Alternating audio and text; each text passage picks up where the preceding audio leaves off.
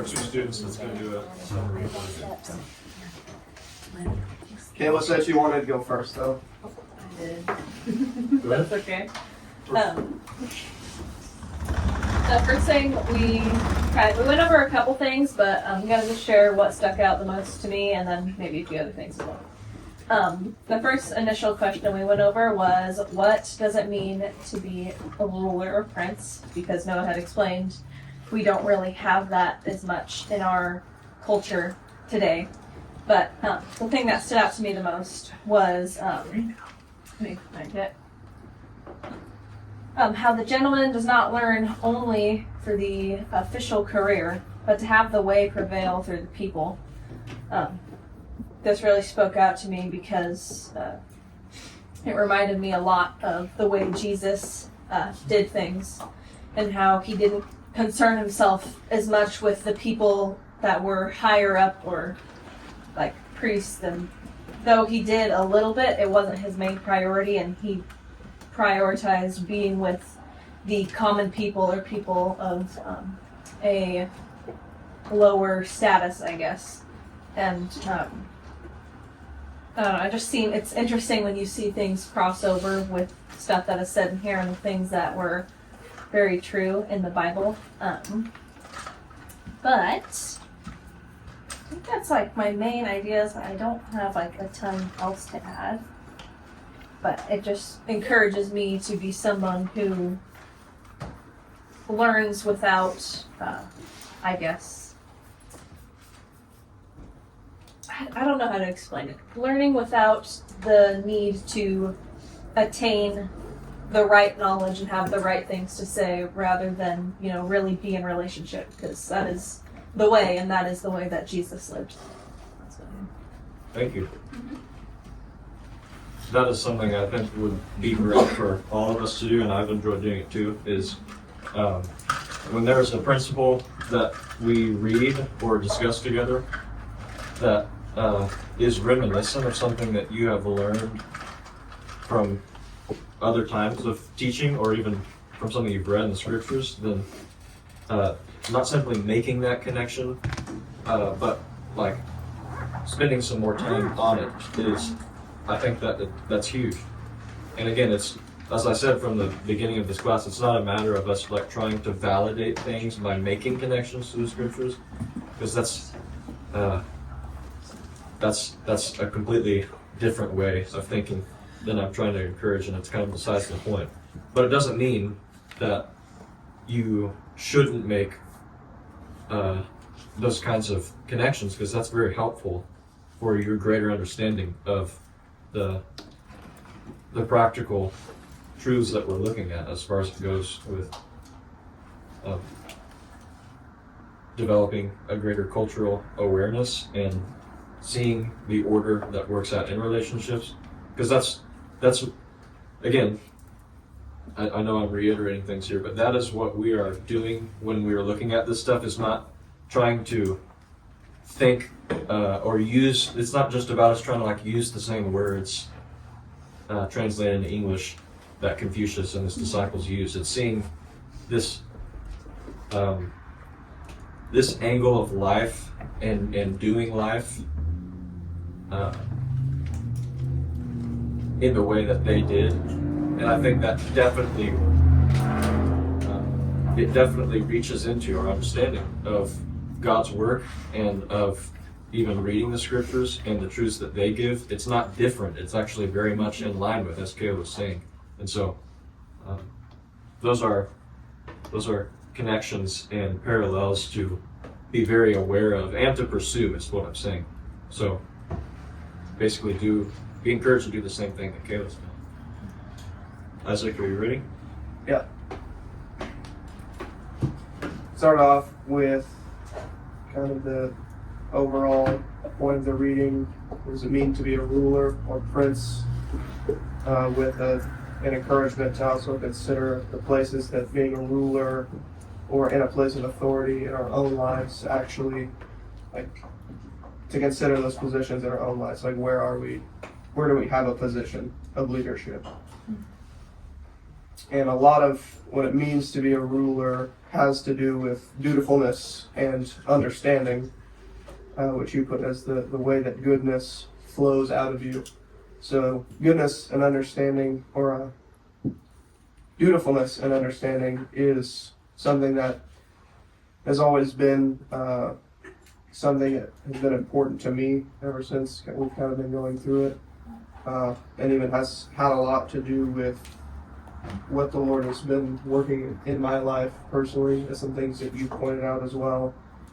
Just with dutifulness is understanding your position in life and what the Lord and where the Lord has put you in the midst of a people, and very practical things that you have to do daily, like responsibilities and understanding. I think a lot of that is how this works out relationally, and understanding and knowing people. And that actually has a lot to do with that dutifulness. And so the way that that's put here is taking office is duty, and studying is understanding. So to know people. And the gentleman must partake in both. And then it goes on, when a state is prevailing, it is shameful. When a state is prevailing in the way, it's shameful to be poor, which you put as, if the Lord is moving in a place, it would be shameful to not be thriving spiritually in that place. And when it is not, it is equally shameful to be thriving in the place where the state is not, or the way is not prevailing in a state, which I saw as being successful in the world and only by the world's standards. Which actually reminded me that no man can serve two masters. So that's interesting. Yeah, there's a lot more that I have that I could go through, but the main one was dutifulness and understanding. Thank you. Share more on dutifulness and relationships. You were observing some connection there. Yeah, it's actually something that was brought up a lot, even when the Lacasas were praying over me on a Friday night. But it's, I kind of have a pattern in my life of someone who is very dutiful to responsibility and to what I know needs to be done. But there's a different way of doing that, a context in which I lack, and that is how that works out relationally. And I even think of the dishes as an example, as something that we've talked about, like to where I can be dutiful every night doing the dishes no matter what. And even when I'm giving too much of myself, or the way Noah put it is I do things that from my perspective I think other people would not want to do. And so that seems like a good thing, but it's actually lacking context of, okay, well what other, what could you be messing up in that person's life by taking that responsibility from them? Does that make sense? Mm-hmm. So it's a more way of it's understanding and knowing people, and it's seeing what the responsibilities that you have as a relational process. So instead of just getting this done and that being the goal, it's actually a focus on, okay, how do I go about the responsibilities? How is going and getting the dishes done meant to work with the people in the house? How am I meant to collaborate with Jaden in that? How am I meant to communicate with you and Mom in that? It's a greater way of seeing a responsibility. Mm-hmm. And so I can be dutiful all day long, but if the goal is always just about the responsibility itself, then it's very limited, and it actually causes a lot of disturbance on the relational realm. Mm-hmm. I think I think how is a good next level, and I think why, right? And the why would inform the how. And even as it relates to your relationships in that, right? Of, why am I doing the dishes, or why am I, and that reflects a heart posture, Yeah. right? Something about it is reminding me of something we read this week, and it stuck with me so much. And I don't remember which one it was, but it was about finding harmony. And what I was thinking about, and the reason that that's coming to my mind, is to find harmony with those around us, you actually have to listen. And you have to know how you fit in to the greater whole. And I think that's what you're talking about, Isaac, right? Is like, there's a greater work going on in the house. And in order to harmonize with the house, you have to know how you fit in. And that takes more than seeing it through your own view of things. It takes seeing the bigger picture of what's going on. Right? Yep. Yeah. And even in relation to a lot of what was discussed Friday night is someone who has a position of bringing a standard or holding a standard. What keeps them from being too rigid in that standard to the point where it's actually harmful is that understanding of people. This is the standard, but also it's not that simple. It's not that black and white. There's other relational context here that needs to be considered. Yeah. That doesn't mean that the standard isn't there, but it's more insight into it. And that's also why you guys were saying it's important for people to know your heart. Like if you are very rigid in the standard and people don't know why you do what you do, it actually causes resentment from the people who you are helping or coming alongside in a way, because they don't see your heart behind it. So that's why it's important for a leader and a ruler to know people and to be known. It's very reminiscent of that intellect you guys wrote a commentary on, where it said dutifulness without the love of learning results in harmful rigidity, I think it was. So the harmful aspect of that is very real. Another thing that is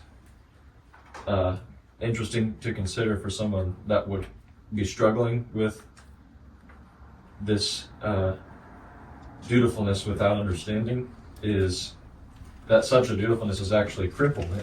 It undermines itself, because there's different kinds of dutifulness. Sometimes it's actually kind of an aggressive, very self-centered, sticking to the right thing in spite of people. But more often it's kind of like an ignorance of the fact that one isn't really having others in mind, wanting to know how others are themselves understanding things, as understanding suggests, which is being able to put yourself in another's place and think from their point of view, even of you. Yep. And when you're not able to do that, your dutifulness doesn't even meet the end that your own heart is wanting to meet through it. So that's why it's crippled. But when it's coupled with understanding, then both are able to fulfill themselves. So they're necessary for each other. Okay, thank you guys. Can you please choose the next two students? Keilah, you go first. All the ladies raise their hand if you have not yet been chosen. Fire. Let's do Hattie. Isaac. Okay, go ahead and raise your hand. Hattie, Jake. Okay. But as you should know at this point, all of you need to send me a picture of your notes, preferably right after you finish class today. So if you're going to be doodling it all, make sure you're doodling your notes. Okay, we're going to start our reading.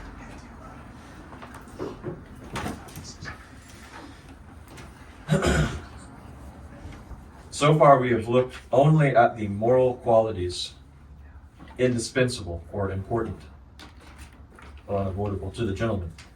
But the ideal of the gentleman is wider than that of the moral man. More is necessary if we are to have the perfect gentleman. In order to understand this, we must first take a look at a pair of terms. Wen and chur. Wen is spelled W-E-N, and chur is spelled C-H-I-H. Sage and into Chur is the easier of the two to understand.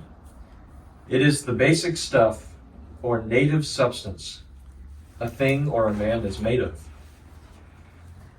Wen is more difficult to grasp because of its far-ranging application. In the first place, wen signifies a beautiful pattern. For instance, the pattern of the stars is the wen of heaven, and the pattern on the skin of a tiger is its wen. Applied to man, it refers to the beautiful qualities which he has acquired through education. Hence, the contrast to chur. What a man acquires through education covers a wide range of accomplishments. So for the Chinese gentleman, this included things like archery and charioteering, writing and mathematics, but the most important fields are literature and music, and conduct befitting the gentleman. Literature in Confucius's time meant basically the Odes, while music for Confucius was the music performed on court occasions and sacrificial ceremonies. Behavior befitting the gentleman meant observance of the rites, which included, amongst other things, the code of correct conduct. Besides denoting the accomplishments of an individual, wen can also be used for the culture of a society as a whole. So even ancient Chinese culture, as we looked, being accomplished in that as a gentleman, charioteering, archery, writing, mathematics, things like that, that could have be considered that can be considered its own wen, its own culture, because that's actually, interestingly, that is one of the more direct translations of this word wen is culture. Or if you consider it as a verb, it would be cultural refinement. So being refined, chiseled into, formed into that culture. Thus wen is a word with a wide range of meanings covered by a variety of words in English, such as ornament, adornment, refinement, accomplishment, good breeding, and culture. It is not enough for a man to be born with good native substance, or chur. A long process of nurture is necessary to give him the breeding that is indispensable to the gentleman. When Shi Tzu said, "The important thing about the gentleman is the stuff he is made of. What does he need refinement for?" Tzu Kung's comment was that one could not separate refinement from the stuff. For the pelt or the skin of a tiger or a leopard short of hair is no different from that of a dog or a sheep. What Tzu Kung is saying is that it is the total qualities of the gentleman, stuff as well as refinement, that distinguish him from the small man. And it is futile to separate the stuff from the refinement in the mistaken attempt to single it out as the basic factor. Elsewhere, we find Confucius emphasizing the importance of the balance between the two elements. He said, where there is a preponderance of native substance over acquired refinement, the result will be churlishness. When there is a preponderance of acquired refinement over native substance, the result will be pedantry. Only a well-balanced admixture of these two will result in gentlemanliness. I'm pretty sure I assigned this analect to you guys to read, and he uses words that are a little easier to understand because very few of us use churlish and pedantry and things like that. So you'll be able to understand what that means a little bit later. There is one place where a remark of Confucius throws some light on the nature of this native substance. He said, the gentleman has morality as his basic stuff, and by observing the rites, puts it into practice. Such is a gentleman indeed. Here we see that the relation between chur and wind corresponds to the relation between morality, yi, and the rights, li. It is not enough for a man to be inclined toward doing what is right by nature. It is essential that he should be versed in the way this inclination can be given refined expression. A man may have a strong urge to show respect towards another man in a given society, but unless he knows the code of behavior by which this respect is given expression, he will either fail completely to express it, or at most succeed only in expressing it in a manner not altogether acceptable in that society. So there may be in the heart of a man a good desire, in this case, to show respect to another. This is just a very simple scenario. But there's a proper way, even depending on the culture of the man in question, that is to be expressed. And so maybe he is rendered completely unable to even express the good that was originally in his heart because he didn't even know how. So that's kind of that difference that is being drawn here between native substance and cultural refinement.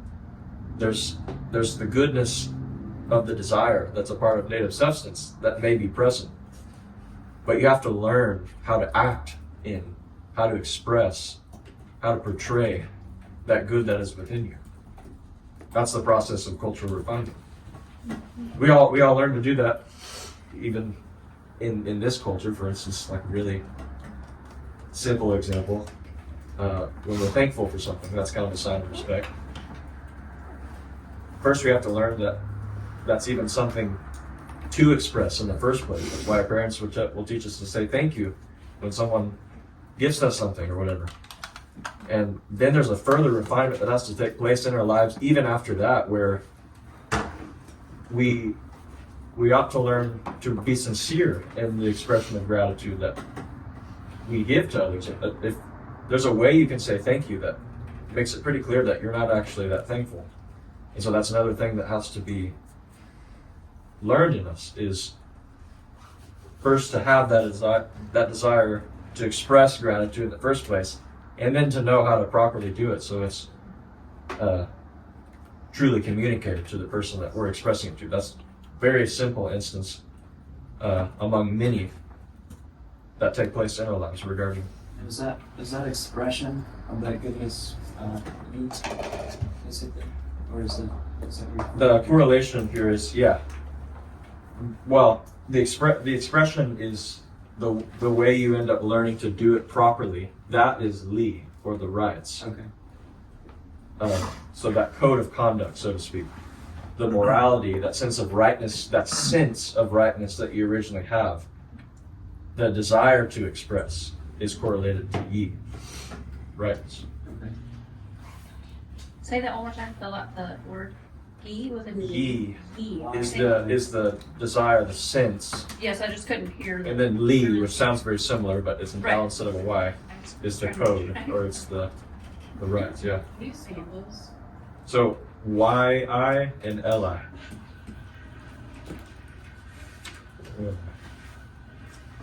This brings out an important point about the rights, or li. Morality does not only consist in action, which affects the welfare of other people.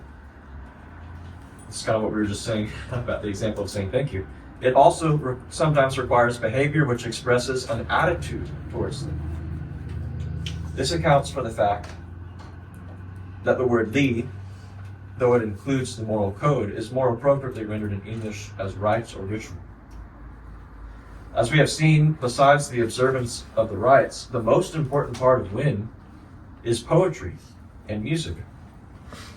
That is why, when an equivalent had to be found to the Western term literature, the expression used was naturally Wen Shui. This may be a convenient point at which to take a look at Confucius' attitude to poetry and music, as the influence he exercised on following ages was immense. The first point that should be made is that in Confucius' time, the connection between poetry and music was a very close one. For there was bound to be music which did not involve words. All poetry could probably be sung. So that's how it was kind of in ancient China. Is you had a poem, it's very likely one that was at least eventually sung with music. For this reason, Confucius had probably the same attitude towards both. Let us begin with the following passage. The master said of the Shao, he's speaking of a work of Chinese poetry, that it was both perfectly beautiful and perfectly good. And of the Wu, this is a different poem, music, that it was perfectly beautiful, but not perfectly good. We can see from this passage that Confucius required of music, and by implication of literature, not only perfect beauty, but perfect goodness as well. The Shao was the music of Shun, who, chosen for his virtue, succeeded to the throne through the abdication of Yao, while the Wu was the music of King Wu, who, in spite of his virtue, won the empire only after resorting to force. Hence the name Wu, of military force. For this reason, the former was not only perfectly beautiful, but also perfectly good, while the latter, though perfectly beautiful, left something to be desired in its goodness. That Confucius should consider the Wu inferior to the Shao is not surprising if we remember his abhorrence of force, which was said to be among the things he never talked about. For Confucius, perfect goodness was more important than perfect beauty. Whether a piece of music is acceptable or not depends on its moral quality. Perfect beauty is important because it is the only appropriate vehicle for conveying perfect goodness. And that's an interesting thing to say, isn't it? What's really meant here by perfect beauty is not just something that it's not obviously just something that appeals to the senses. That's definitely included and implied. But this is reminiscent to me of that third point of the 3 ways to learn. When you learn from the best. This has to do, obviously, with what your heart cherishes as something worthy to emulate. So you learn to love the thing that you consider to be the best thing or person to teach you. And so there is an acknowledgement of its beauty. It is to perfectly beautiful music that one can listen with joy. But it is only when perfect goodness is fused with perfect beauty that joy can be experienced, which goes beyond our expectations. The master heard the Shao, that music he did like as perfectly beautiful and good, and sure, and for 3 months did not notice the taste of the meat he ate. He said, I never dreamt that the joys of music could reach such heights. It is no accident that the music that enthralled Confucius should be precisely the Shao that he praised for its perfect goodness as well as its perfect beauty. When asked how a state should be governed, Confucius said, as for music, adopt the Shao and the Wu. Banish the tunes of Chen and keep plausible men at a distance. The tunes of Chen are wanton and plausible men are dangerous. The interesting thing to bring up when it comes to governing a state is to be what music you allow to be played. That's pretty. It would seem to be a bit insignificant. He further said, I detest purple for displacing vermilion. So obviously this is referring to very detail-oriented, right-related things as far as the exercise of sacrifices and things went. I detest the tunes of Chen for corrupting classical music. I detest clever talkers who overturn states and noble families. There's no doubt that Confucius detested the tunes of Chen, but he did so not because of their lack of beauty, but because of their wantonness. So there was something seductive and misleading about that kind of music. That's what wanton is referring to. It should be noted that each of the things Confucius detested bore a superficial resemblance to the proper thing. So that's the way in which it was deceiving. And it is because of this superficial resemblance that the fake can be mistaken for the genuine. Confucius's abhorrence is directed against this spuriousness. The tunes of Cheng are grouped with clever talkers and plausible men. Since like clever talkers and plausible men, the tunes of Cheng are capable of worming their way into our favor if we are not on our guard. They are then not unattractive as music. In the end, it is not the lack of beauty, but the lack of goodness that marks the kind of music typified by the tunes of Cheng. The tunes of Cheng certainly did not refer to the music alone. What is said about the tunes applies to the words as well, the wantonness being as much in the meaning of the words as in the allure of the music. In contrast to the tunes of Cheng, we find Confucius praising the Guan Guan with which the Odes opened. In the Guan Guan, there is joy without wantonness, and sorrow without self-injury. That's speaking about the very first poem in this great book of Odes. This shows that it was not the expression of pleasure as such, but the expression of a moderate pleasure that was the reason for Confucius's condemnation of the tunes of Cheng. By contrast, the Guan Guan is an example of the expression of pleasure and sorrow in exactly the right measure, so in moderation. Confucius summed up his views on poetry in the following words. The Odes are 300 in number. They can all be summed up in one phrase: swerving not from the right path.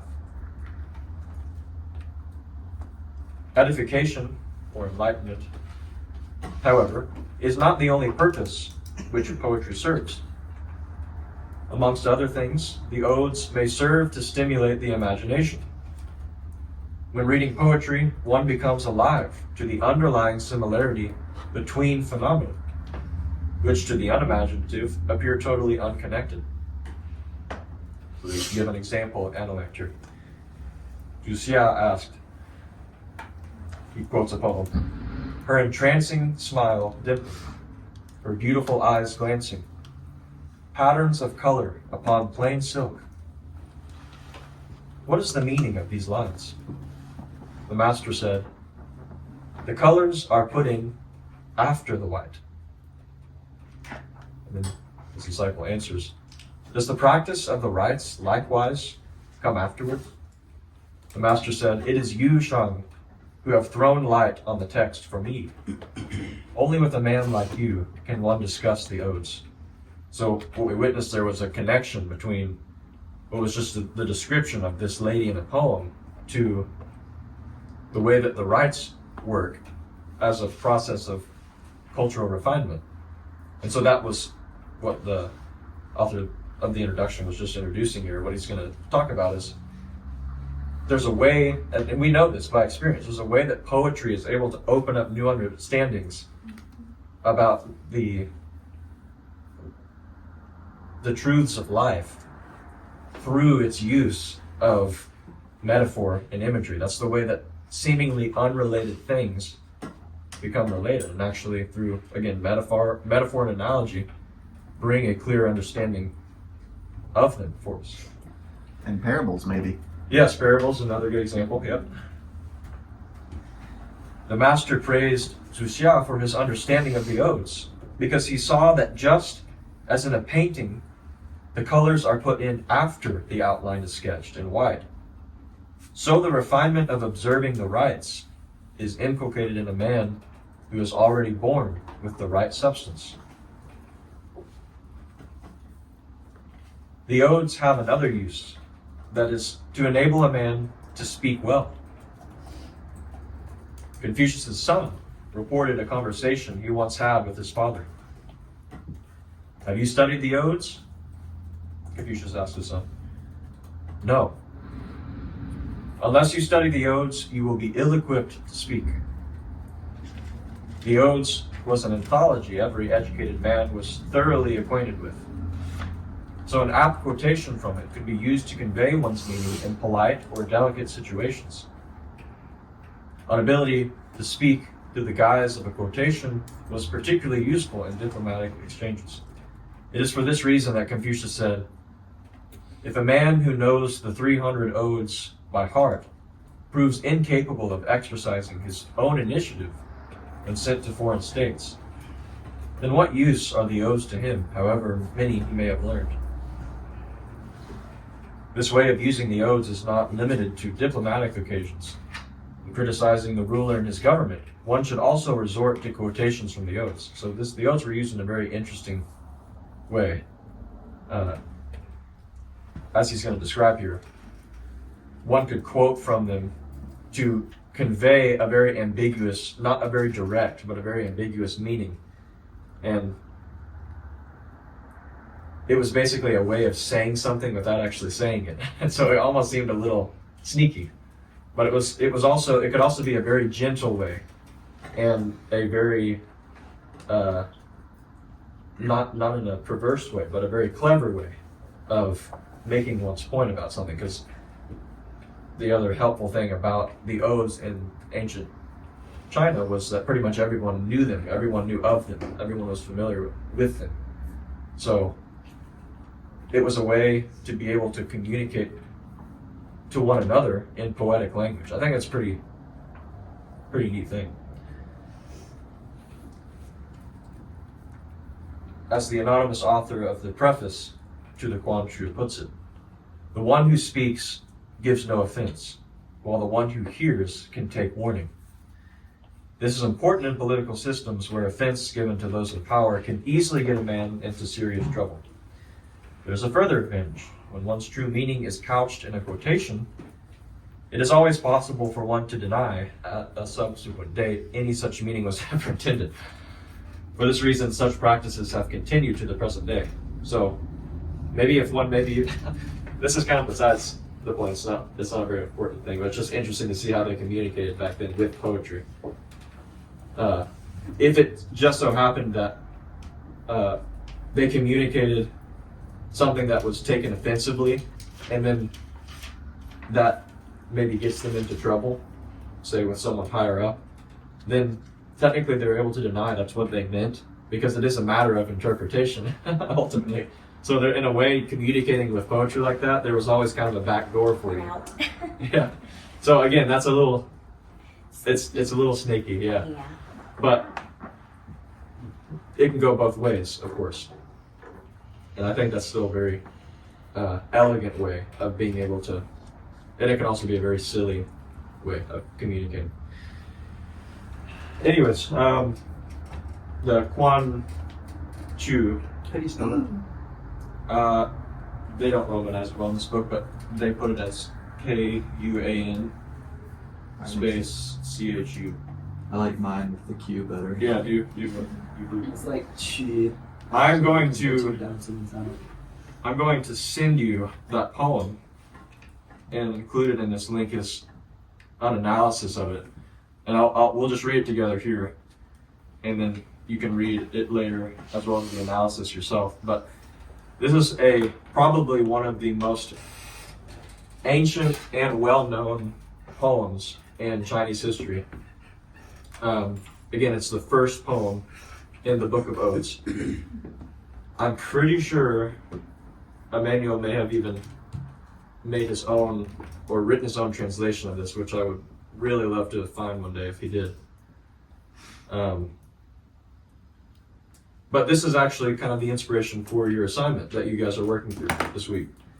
Is you have, and the analysis will really open this up for you. Again, you guys will read that yourselves. But you have what's kind of just the description of this event. It's a love poem, but it means it's been interpreted to be so much more than just the description of a young man's desire for a young lady. So this is the Guan Guan, as translated by James Legge. I don't know how to pronounce his last name. He was one of the original translators, English translators of Chinese literature. Guan Guan, go the ospreys. On the islet and the river, the modest, retiring, virtuous young lady. For our prince, a good maiden she. Here long, there short, is the duckweed. To the left, to the right, borne about by the current. The modest, retiring, virtuous young lady, waking and sleeping, he sought her. He sought her and found her not. And waking and sleeping, he thought about her. Long he thought, oh, long and anxiously. On his side, on his back, he turned and back again. Here long, there short is the duckweed. On the left, on the right, we gather it. The modest, retiring, virtuous young lady, with lutes small and large, let us give her friendly welcome. Here long, there short is the duckweed. On the right, or on the left, on the right, we cook and present it. The modest, retiring, virtuous young lady, with bells and drums, let us show our delight in her. There's something very reminiscent of Song of Solomon to me about that poem. Mm-hmm. Anyways, you'll find the analysis interesting, at least I did. But that's it. Remember that your essay, or sorry, your poem is due 4th this Sunday. Yep.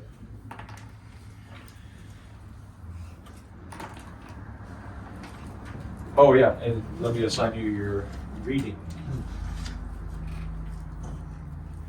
So please, first of all, read the poem and its analysis that I sent on the group chat. And then the analects will be 2.2, as well as 3.8, 320, 325, 618, 714, 1511, 1518, 1613, and then lastly 1718. Remember to, if you can, spread these out through the week a little bit. And that will be the last thing I ask is, how has that been going for you guys? Your weekly reading? So good. I've been enjoying it. Good. It's pretty it's to me always more enjoyable to break. Even with Justin's reading, I like break it out, so I read an even amount every single day. Because that's always how I've done reading assignments. Yeah. I think it's good practice for almost any reading, just because it really lets you digest things. Yeah. So it's not really overwhelming for anybody? Okay. I think God has really been using those pretty personally in my life. Oh wow. Certainly. The topics and the kind of the essence of each of them, I'm experiencing them throughout the week, I'm glad to hear that. and so which is pretty encouraging. Very good. I second that. It inspires me as well, because I was like, similar stuff to Dad and Mom, but like I'm just very encouraged to see that you are on the same, like the fact that you picked out the verses that you did, at least with last week, shows that you are of the same heart. You know what I mean?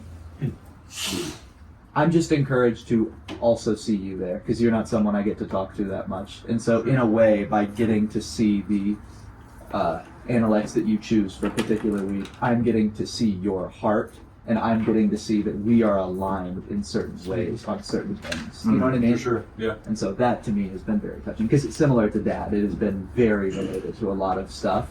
And so basically to see another person alongside us in that, I don't know, it's just very cool. That is encouraging for me too. All right, that's it.